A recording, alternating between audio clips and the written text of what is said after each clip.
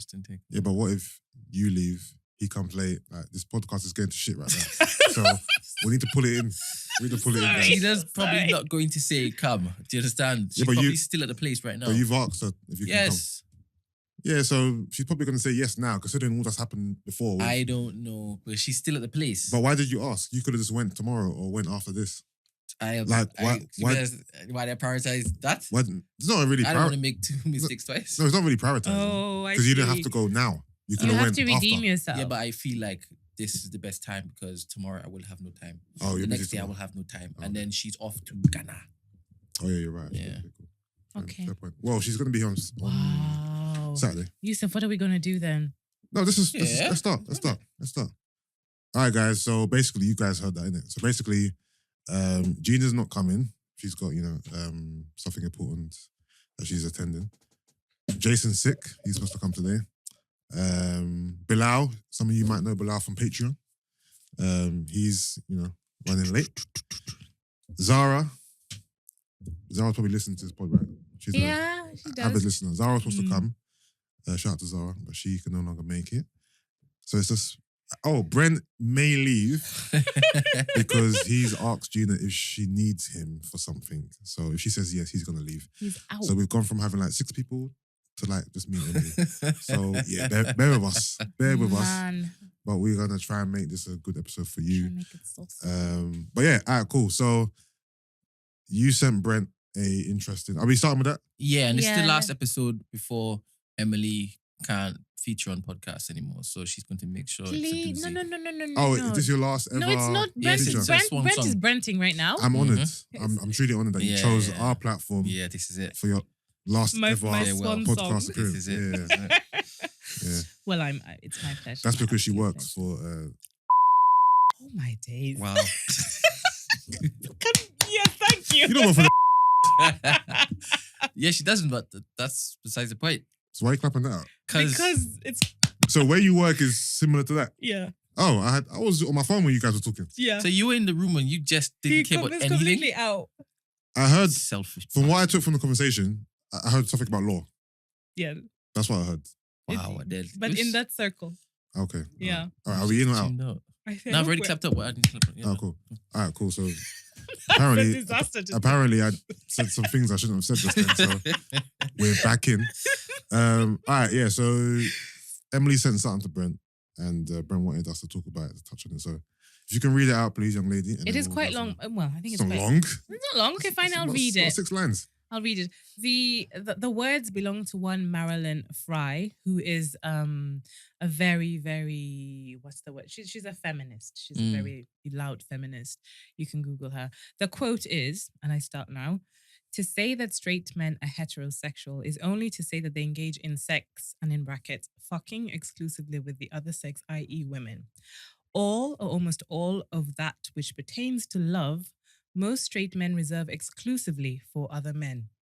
The people whom they admire, respect, adore, revere, honor, whom they imitate, idolize, and form profound attachments to, whom they are willing to teach and form whom they are willing to learn, and whose respect, admiration, recognition, honor, reverence, and love they desire, those are overwhelmingly other men. In their relations with women, what passes for respect is kindness, generosity, or paternalism. What passes for honor is removal to the pedestal. From women, they want devotion, service, and sex. Heterosexual male culture is homoerotic. It is man-loving. Thoughts? All right, to break that down a little bit into layman's terms for those who are listening that switched off Midway through? midway through. So You want me to break it down? Yeah, you basically saying that men are homosexuals. And see, that's the takeaway line from the people I have shared this with, because Well, I shared it with a homoerotic. few people. I No, but shared it with a few Men love guys. men. No, because that's what it says at the bottom. But what That is- my initial response is, why does brotherhood or why does male companionship need to be described as homoerotic? Yeah, Why is that the word of choice? I completely disagree with it, because to be fair, I think the dictionary definition of homoerotic is pertaining to sexual arousal and Yeah. activity. So if she's saying that, then I think it's completely mad. I shared it with someone. His description was, "That's a bag of shit." That's it. That was his I response. also think to it's a bag of shit. yeah. But it sounds like she's very angry at men. I think what she's trying I to think say. her man left her for a man. I think that's what's happened here. She would be fuming if she was listening to you guys. Well, I Or think her man was gay. basically wasn't giving her what he was giving his friend. I think Wasn't that a convo on the timeline or we had on the pod a few weeks ago about Men preferring the company of other men. Yeah, men preferring the company of their boys. Charlie Mace. Yeah, he did a little clip that was that was hilarious. it. Yeah. No, but I think actually that's the best way to put it. I think what Charlie is essentially saying is that men they can be companions, and when they are companions, it's of great reverence to you because that's almost your safe space. Yeah. You don't have to do X, Y, Z. You're relaxed. You have fun. There are no demands on you. Yeah. You can be childish and playful without judgment. All those things. But then she's adding things like you're not willing to learn from women. I think that's not where you go. I think this woman learn. is talking from like her own personal experiences. You think so? But she's an academic. So this is actually from an academic article called The Politics of Reality. These are pages 134 to 135. Yeah, but she as an individual, she came up with this thesis herself based on what her... She would have researched it. It would be peer reviewed as well. No, but I don't... What her research is into what? How men interact and what they want from each other. She's actually, I should have Googled it. She's feminism, sexuality, and yes, the dynamics between men and women in modern society. The thing is, her breakdown, I can't say that's wrong, but I think her conclusion is wrong. Her conclusion is wrong. I don't agree with the whole homoerotic thing. I don't know why she used that word. Yeah. But when she said man loving, I don't think she's wrong. I don't think she's completely off. Is there anything wrong with that? I don't think there's anything wrong with it. I shared it with somebody else who explained that if you even take it back to, I don't know, hunter-gatherer days, men will commune together to do those things as men because they work best in those spaces. Yeah. If you're going to go hunting, you will go because you can organize better, strategize better, etc. And there's nothing wrong with that. And if you extrapolate that and bring it to modern society, then, why not? Yeah, that's what it is. So it's probably much of a muchness, really, what she's saying. But there is another bit here that I'm interested in what you think. If that is indeed the case, that men do those things because it works best that way, do you also then want only of women, as she says, devotion, service, and sex, and nothing else? No, I think men want more from women than just those three things. What would those things be? I'm on the spot right now, but more than those three things for sure. Okay. Brent, feel free to jump in. That's true. So she mentioned devotion. Yes. Right? Do you want devotion from your missus? Does it have to be a missus? This is the other thing. I don't know if the context... to Yusuff, and I don't think Yusuff looks elsewhere. Oh, you mean just women?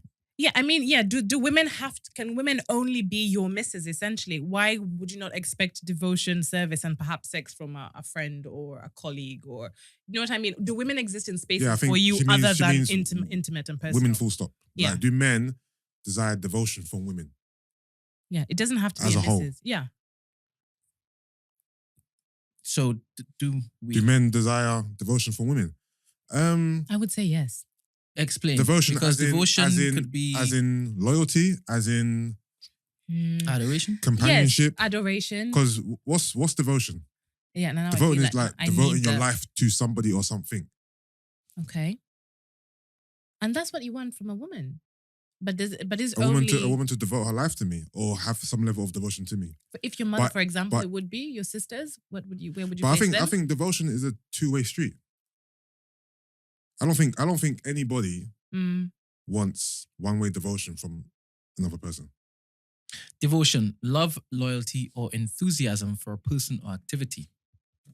Yeah, I think devotion has to be a two-way thing. Imagine being a person and you're happy with someone just to be devoted to you, but you don't really care for them. Yeah, you are God. You know what I mean? Exactly. Yeah. So do you want love and loyalty? But that's why she speaks of the pedestal. Yeah. That's why she speaks of the pedestal. And I think there are links there, aren't there? Because what people argue is that often men put women on pedestals, and a pedestal is nowhere nice to be because once he's upset or fed up or whatever, then he just knocks you off, and a pedestal is therefore no place for any woman to be. I think that's an interesting take. But do you think women put themselves on pedestals as well? Not necessarily. For whose benefit? For their own. I think women see themselves as being above men in terms of morality, behavior, standards, I might be the wrong woman for that conversation. Because... No, you're the right person. Just like, You know what I mean? Like, I think women look at men like, no, you're beneath me, but I have a higher sense of morality and, you know what I mean? I think in mainstream sort of timeline conversation, I think there's room for that, and that might be what we see and what we hear and what is actually like sort of the zeitgeist. That's what's out there. Yeah. But then I don't think that it has genuine merit. can you just explain to him what zeitgeist is? I know it as, I guess, the spirit of a time. Yes, right? the thing that's popping. Okay. Yeah. Yeah. So and I think that's what we have these days, don't we? When we're talking about men and women, that women think, oh, men are trash and men are what or whatever. While we're here and we're as we say devoted and we're good and we're all this stuff and we're suffering at the hands of these men who Men cannot are trash, commit. but it's the same men that you want everything from are trash. I don't understand how that works. So this is why I was saying I might not be the right woman for this conversation No, you because Right. I always say that. And I get into trouble for this because very quickly I become a pick-me.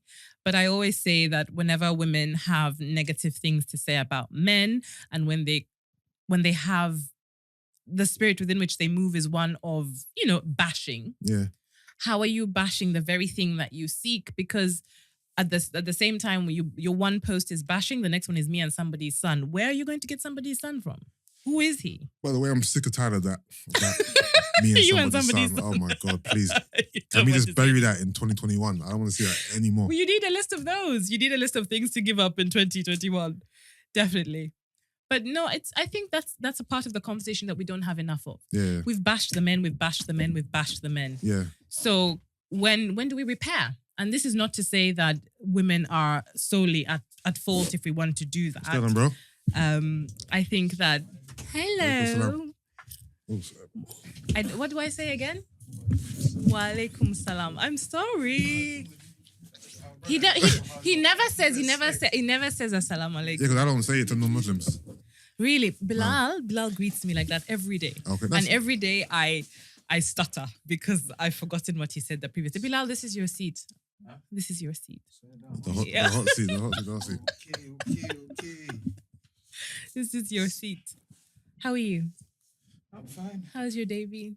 Oh, wonderful. Yeah. Give thanks. Yeah. Who's been kissing you? Huh? Who's been kissing you? What? Brent, what's your We give thanks to the Most Wait. High. You know, She said she's still there. God is Okay. good. You know, God is That is good. good. God is good. God is good. Okay. I can hear you. What's going on? Nothing at Has all. everything kicked off? It has, but we're kicked off, pleased to but- have you here. Hold on, let me just I want to hear you make sure you're. Make sure. Yeah. Am I okay, by the way? Yeah, you're okay. Because- okay. Yeah, cool. You're cool. I'm good, yeah? Yeah, Yeah. good. Cool. All right, do we want to Yes. read it out again? Yes. Should I? No. Read the whole thing out again. Yeah, You acting 'cause like he wasn't you acting like it's bare long. Oh, okay. I will read it again. Bilal, we're trying to break down this woman's views. I don't think I shared it with you. Mhm. I shared it with a few other people, and we've just sort of started to have the conversation on what our thoughts are on what this woman says. She's a feminist, and this is a piece that she wrote in the late 80s, an academic piece. It's a quote from an academic piece, and it goes, and we're going to ask your opinion on this. To say that straight men are heterosexual, please don't interrupt it because I know it's going to trigger you, is only to say that they engage in sex, fucking exclusively with the other sex, i.e. women. All or almost all of that which pertains to love, most straight men reserve exclusively for other men. The people whom they admire, respect, adore, revere, honor, whom they imitate, idolize, and form profound attachments to, whom they're willing to teach and from whom they're willing to learn, and whose respect, admiration, recognition, honor, reverence, and love they desire, those are overwhelmingly other men. In their relations with women, what passes for respect is kindness, generosity, or paternalism. What passes for honor is removal to the pedestal. From women, they want devotion, service, and sex. Heterosexual male culture is homoerotic. It is man-loving. What are your thoughts on that? I'll give it to you to have a look just in case you need a recap.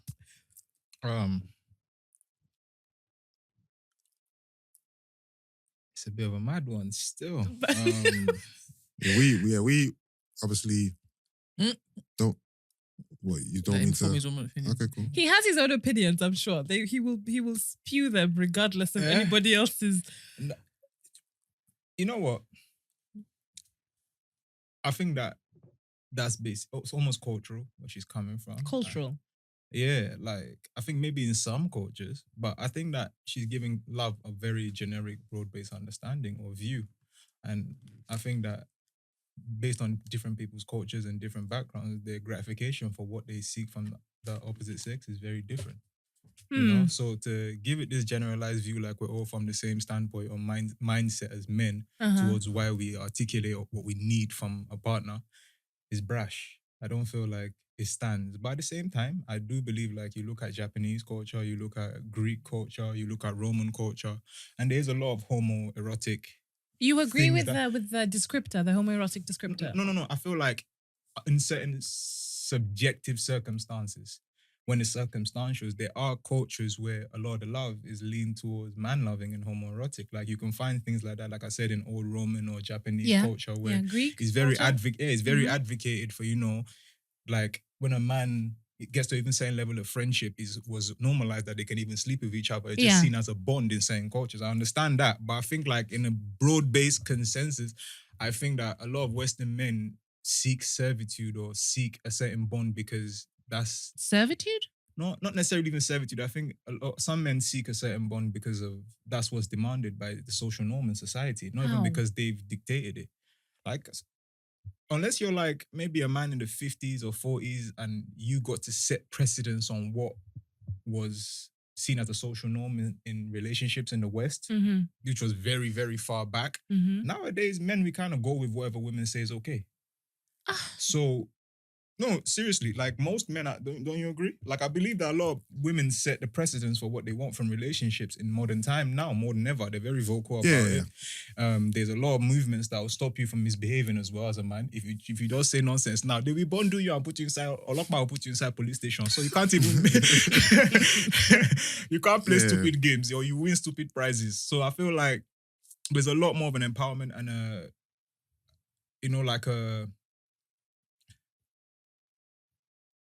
women have a better standing now.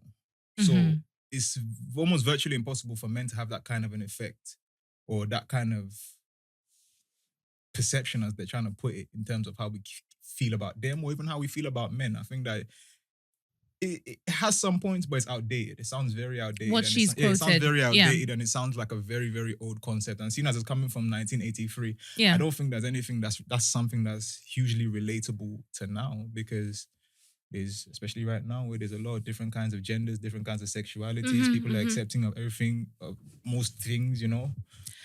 I had started to say that or ask about the bit where she brings in women. But she wrote that to fit her own agenda because she could have listed a lot more things that men want from women, but she listed like 3 things on purpose to fit her agenda, and listed like 10 things that she believes men want from men. So I believe she wrote that just to fit her own agenda, to be fair. So in the 1980s, what else did men want from women that she didn't mention? What do you think? In the 1980s? Or just, I don't think anything's changed from 1980s to now. But he thinks that it has. I think it's severely changed. Severely? As in what men want from the opposite sex? Well, he's saying that women have enough power to basically dictate what it is. Women have a huge, now more than ever in 1980s. In 1980s... Yeah, but what women want from men wouldn't change what we want from... He's asking what men want from women. It does change. They have enough power to basically just take it, suck it. Whatever they want, they're getting it. Yeah. So do you think that men are on the back foot here? Yeah, because you see, back then, if you tell your wife, oh yeah, you're doing this, she's doing it, but it's not even a negotiation, you know, in the 80s, 70s. But that's to say that men of today aren't different from men of the 1980s. So I don't think you're describing, like, what type of man are you describing? A man who wants to rule over her, be a dictator, tell her what to do, tell her where to come, where to go. No, not necessarily that. Just more on like the vim of it. Like, you know, like right now, you have to admit, like, there's a certain uncomfortability that comes with modern day men where like, do you approach them and tell them, you have to cook for me 3 times a day? Of course. But would you have done that? Would you have done that in the 80s though? Okay, hold on. Yes. Just as, are we talking 80s more from an African standpoint? I don't know. From our culture? Well, that's what I can talk from. I'm not English, man. Because that's I can relate to that on a cultural level. As an African, okay. From that's why my dad, my uncles, whatever, but not from a Western standpoint. If you listen to some of the personally, me, I like to always talk in the space that I'm from. I'm not going to act like I'm neutral. I'm not neutral. I stand on my own corner. Yeah. But if I look at the people that raised me or the kind of upbringing I had, the older generation had a more tightly knit like standard to what they required from relationship. Yeah. I believe that we're quite loose with it and quite, go with the flow. Our generation, like, is more as next generation African men. Yeah, like it's very like right now it's very okay, you want to walk is fine. I like a woman that walks. So you don't have to cook. You can cook once every 3 days. It's not a problem. We're falling back on a lot of things that were social norms in the 80s in comparison to now. But do those norms as they were, would they still have a place today? Why was it the norm then and not now? Is it because the landscape has changed and it just actually is not suitable anymore? Or is it just that, as Brent was saying, women are on this wave of, empowerment? It's a bit of both. It's a bit of both. I believe human beings are opportunistic. I think a lot of women see the advantage of a lot of movements that's happening right now, a lot of the things that is being advocated for them right now, and a lot of women are going to take advantage of that because it benefits them in doing whatever it is that they want to do. So I think that plays a slight part in it, but also just the climate of the society. If you're seeing that this is what's portrayed, this is what's in the media, this is what's in most relationships, certain discussions are coming up. This is the podcast era where we talk about any and everything.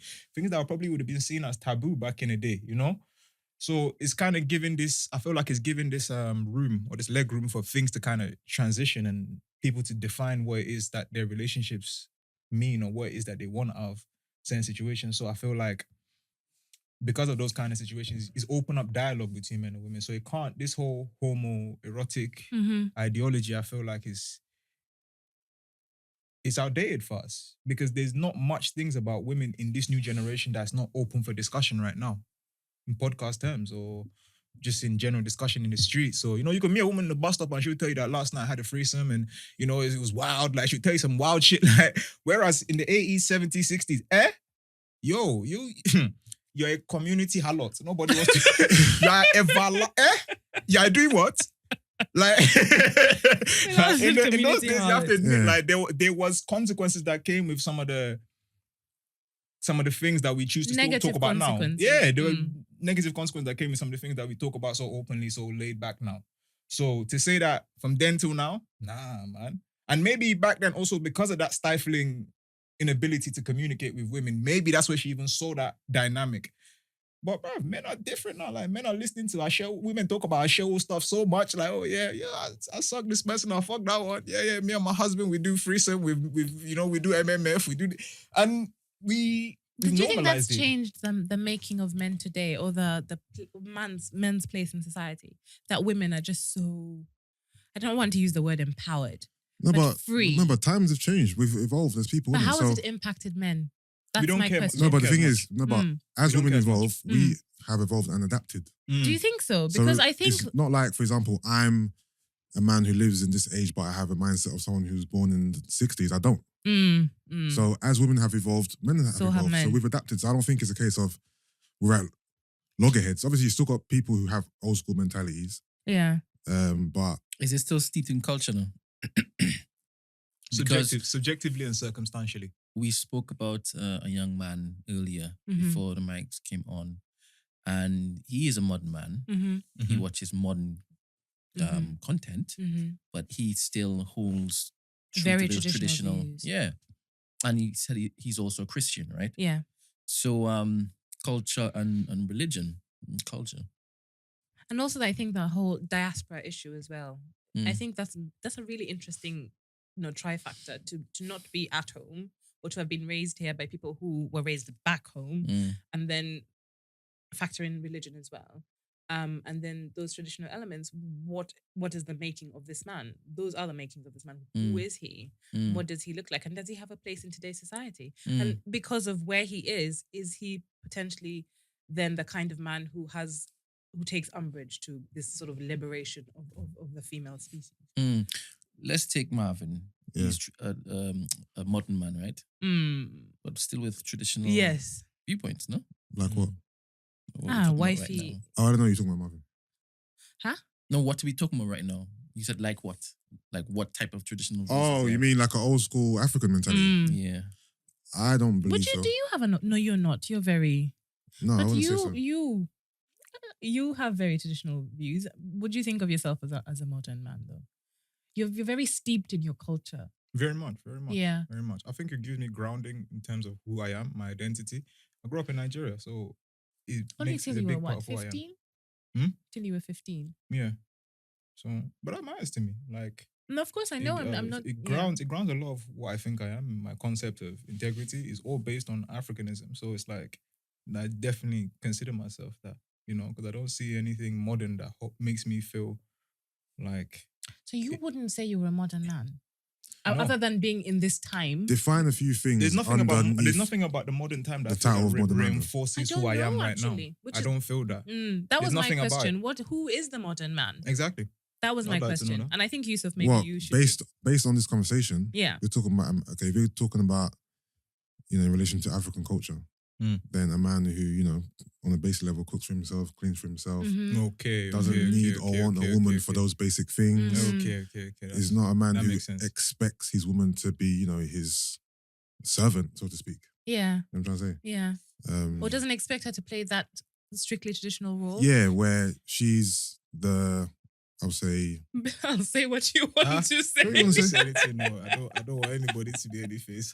He's right. He's absolutely He's right. Absolutely. As in, the man's the breadwinner and the woman is the what? Homemaker. Homemaker, so to speak. Yeah. I think the homemaker, aspect of things, I think that's kind of died down. I think men and women are more playing on a 50-50 type of vibe. No. No, you say no. More Bilal. more so than back in the day, 100%. Definitely. Do you think it's had a negative impact on the family and by extension the community? 1000%. That things are 50-50 and not that one is breadwinner and other homemaker? Well, no, sorry. I think the man is still the breadwinner. I don't think that's changed. Okay. Obviously, I don't believe that. It depends. I think things are more 50-50 than they used to be. Closer to 50-50. And remember, every individual circumstances is different. You can have a couple which is 50-50. You can have couples today which is still, living by the old school mentality. But I think as a whole, we're more meeting in the middle these days. Bilal, did you disagree or did you have a different take on it? I don't think we're meeting in the middle. I think I think a lot of traditional roles that women used to take have now taken on the bracket of misogynistic, and a lot of women are against a lot of the things that they feel were traditional roles back in the day. But I don't think that the same thing translates in men. So how's that 50-50?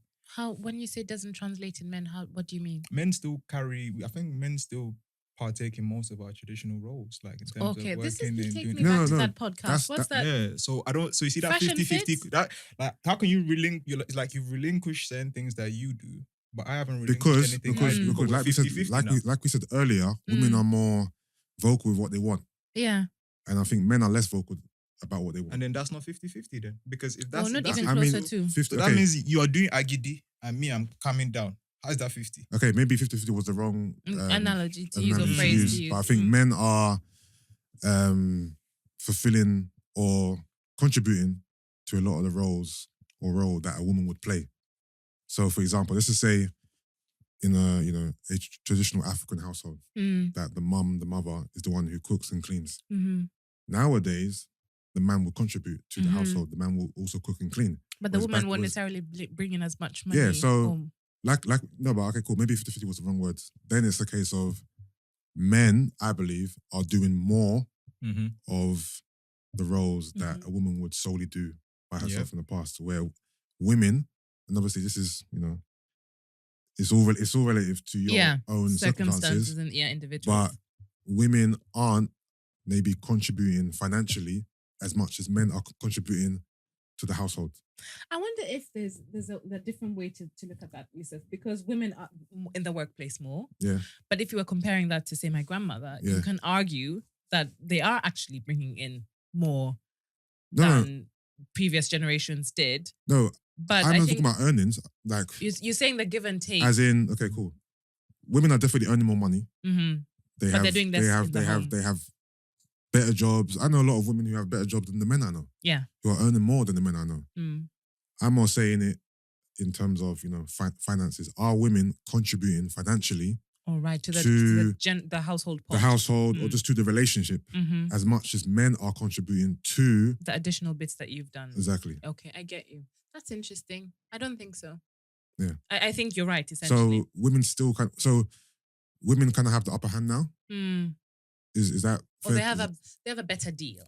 So women probably have a better deal now than men had back in the day. This is interesting because I was speaking to men had a better deal back in the day. Women have a better deal now. Yeah, that's what he's saying. Yeah. Okay, but I still feel like men need to negotiate more of what their role is. Don't forget your mic. They need to negotiate what their role is in relationship in modern times. I feel like we've had a good maybe 10, 20 years of women vocalizing their feminism and what they feel misogyny stands for and how it affects them. And I feel like there's a huge grey area when it comes to misandry and the things that men feel tainted by or feel affected by in modern society. I feel like... Can you just clarify what misandry is for the listeners, please? Because we've heard of misogyny before, but we seldom hear about misandry. They have Google now. They have dictionary. How can I do your Googles? Imagine Googles. At their big age, they don't know misandry. Let them Google now. Everlasting. They have Instagram. They have everything. They have internet on their phone. It's not me that's explaining misandry for them. They are mad. Google it. Look. What kind of madness is that?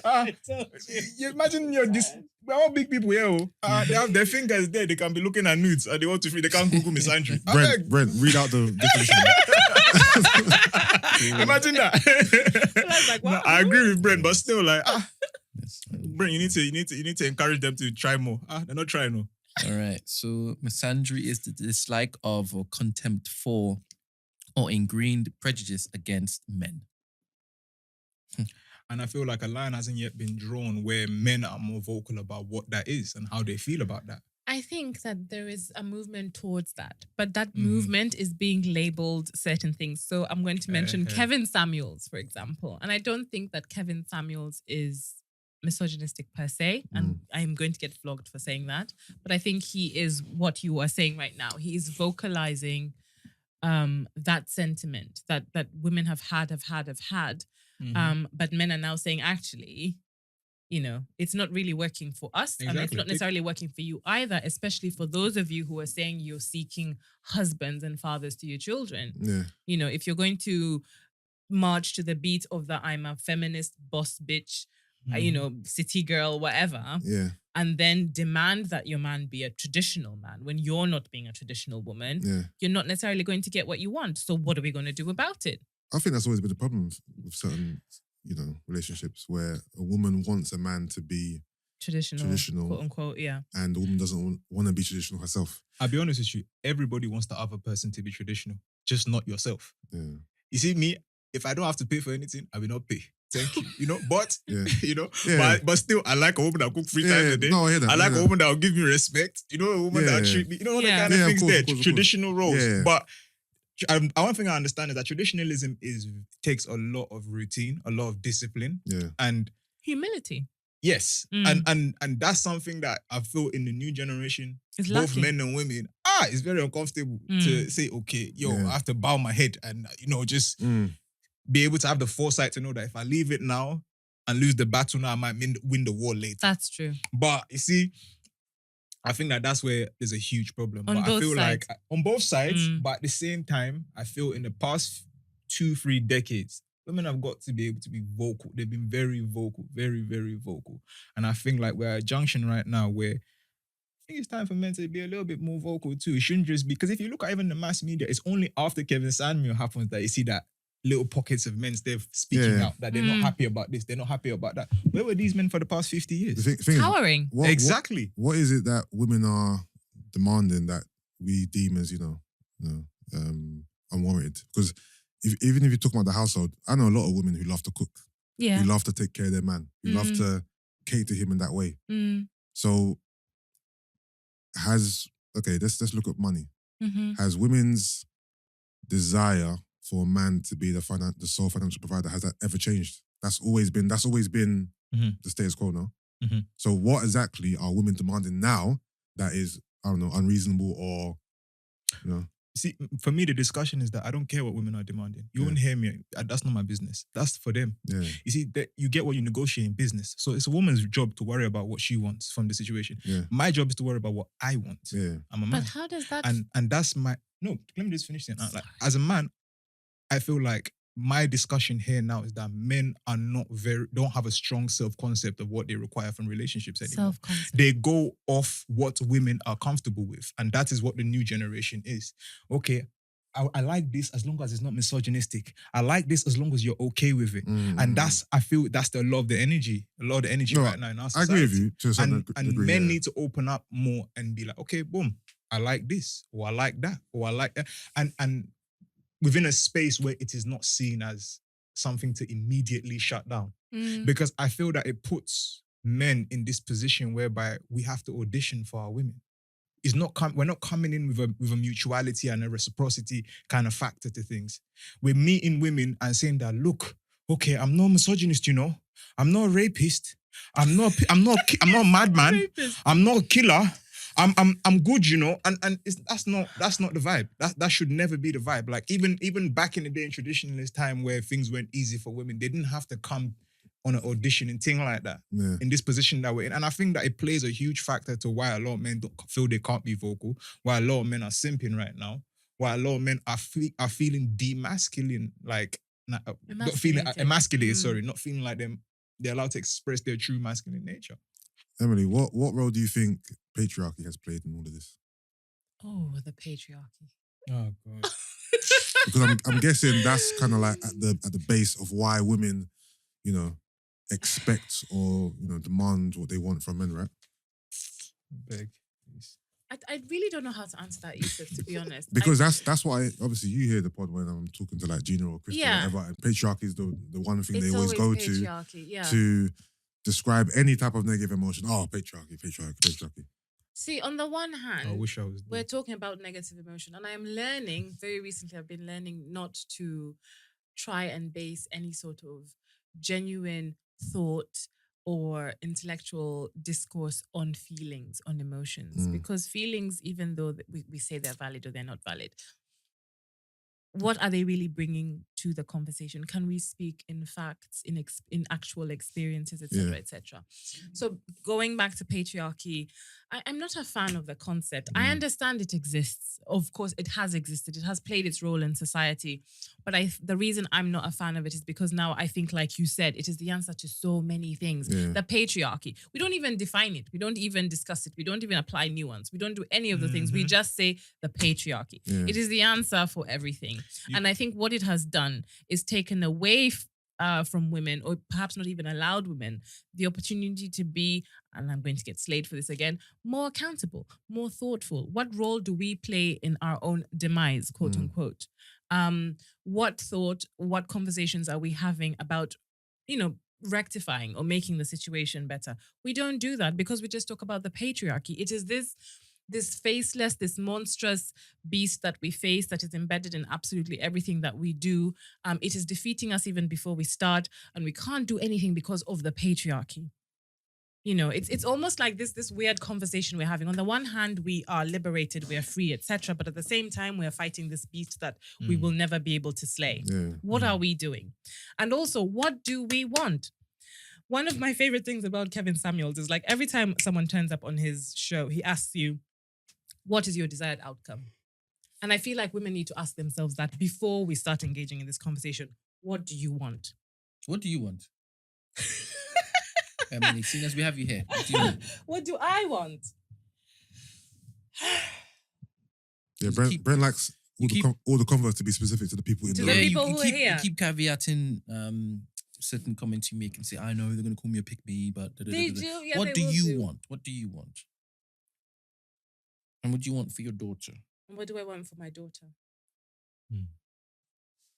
I want her to grow up in a space where she is able to articulate and understand her needs and her desires beyond what she is feeling. For her to live a life that is authentic to who she genuinely believes she is, even though that person is going to change with seasons and experiences and whatever. I want her to be able to navigate all those spaces as best as she can, with as little crippling as she can, as she will be faced with. And that's a very generic answer to give. But I feel like if she can understand her space, then she can vocalize what she wants for herself and for those around her. I go on, Brent. What do you want? You asked about first. my daughter. Yeah, he I asked asked about you last. first. Me, what do I want? Yeah. Mm-hmm. It varies. Mm-hmm. Yeah. Who am I asking it of? It tends to vary, right? Yes, but who am I asking it of, basically? What I want from Bilal will be different from what I want from Zara. What do you as a person, what do you want? You as a person in terms of, you see, like, you said out Kevin Samuel asked what do women require from but when he's asking that question, he's asking you in the same respect as a Kevin Samuel. No, aren't you? No, because those women that come to Kevin are always talking about So I'm aware that you mentioned Kevin Samuels, and if I were to go to Kevin Samuels, Kevin Samuels could basically mean, what do you want from me, right? What's the question you have? I know that you're not talking about that, right? Okay. And if that's not the case, yeah, then when you said what you said, you must have been talking about something. Mm-hmm. What was that something that you were talking about?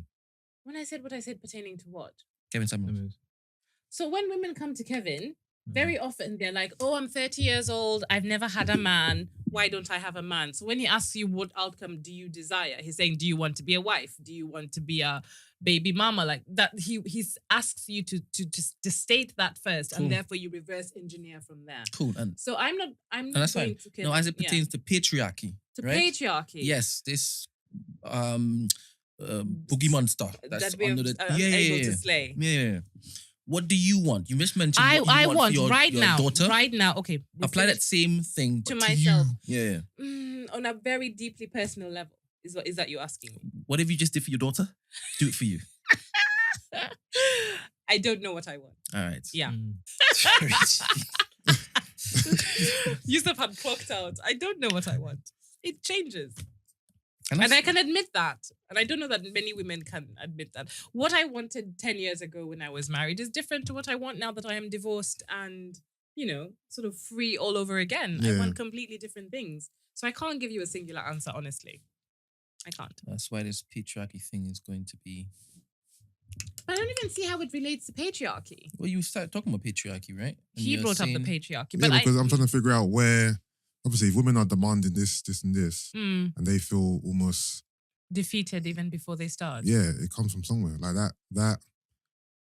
Desire for men to cater to them in certain ways. I think it stems from, I mean, I can understand that there are limits throughout life that women face when it comes to either finding work or, I don't know, just going about your everyday business and people are catcalling you or you can't wear this or rape or something. We have these conversations time and again. And I think there is no denying that men have the upper hand in so many everyday situations, whether you're talking about your safety as you walk down the street or if you're talking about your ability to have a CEO job, those things do exist. There is no denying that. But when we are talking about personal, intimate relationships, and that's what I think we were talking about, I don't see what... I can see, yes, how patriarchy comes in, but in your intimate personal space, you have every opportunity to deal with that on that level. But I also think that the conversation that we have in the mainstream now is just a fight. Men are standing there, women are standing here, we're shouting at each other, but ultimately what we want is to come together. We're not having the conversation about what is it going to take for us to come together. Talking about patriarchy does not give us that opportunity. Very true. It does not give us that opportunity. We're not building. We're simply shouting at each other and throwing mud at each other. When really all the women are saying we want somebody's son in the picture. The men, I don't know if the men want somebody's daughter in their picture, but it seems to me that... I've seen a few guys post that still. I can't lie. The man them are declining in that respect. The men are declining. So maybe that's what the dilemma is, isn't it? Daughter, that the girls want their husbands, but what do the men want? I don't know. We want. You guys don't want women per se, do you? Yusuff? What do you mean? You don't want your life partner. Okay. I'm not okay, life partner. Pause. Sorry. We said I think the don't word want is women. pause. I'm sorry. I'll pause that one. Are you asking what men want from women or men from? If I'm saying that what women ultimately desire is that life partner with whom to grow and build with, to be the father of your children, your husband, whatever. Yeah. Are men seeking the same thing? Are you seeking your wife, the mother of your children? Generally speaking, in that context. Yes, I believe so. You believe so. Bilal, not so. No, be honest. Obviously, obviously there are men who don't desire that. Is there enough of them to say? I think you see the thing. I think that with men, the difference between men and women is that I believe women have more of a tenacity for that kind of thinking, where a woman can go through 5-6 relationships and she's still thinking about having a husband and children and the perfect family. And you're just going through the motions. Whereas men, I think that you give it your best that one time, and when it flops, I beg, I'm tired, Joe. In a way that I genuinely feel like most men are like that. Like, that's interesting. We try the one time, and when it works, I think every effort that comes in after that first time where we put our best in is subpar. After that first one where we put our best, where I'm going to die about this girl here, and we're going to have children, and then it flops. I think men genuinely were half stepping after that. Is it sustainable though? This half stepping. Well, we get tuntun, we're all right. We'll live. As long as you're getting pumps, you're happy. As long as we get pumps, fam, we're okay. And maybe like what happened? Some man have already had the kid they want, so it's like. This is interesting. I know a lot of men that think it's okay. Like they've got they've been married before, got divorced, and they're living la vida loca. Like if you tell them marriage, right now, I have friends who have stress. They don't want to hear it. I have friends who have kids who are not in relationships, and they're happy, they're content, ecstatic. Like happiness. Like you can get up and go wherever you want, go up and do whatever you want. No one is stressing your life. Your hairline is intact. No. Because trust me. On the other hand, even the women who are the mothers to the children of your friends, they're still seeking potentially to be somebody's wife still. Yeah, so but that's women. Like, that's women. Listen, men are not like that. So that's the eternal friction. You lot are thinking about getting married for when you're kids. You're planning your wedding in your head already. Men are not young men. We're not. At 10, 11, 12 years old thinking about marriage. But women are. And that's the difference between men and women. You guys desire companionship, relationships, marriage. Whereas men, they do as well, but that's not at the forefront of our mind. So maybe, because I said previously that I think that we're on the opposite sides of a bridge and we're trying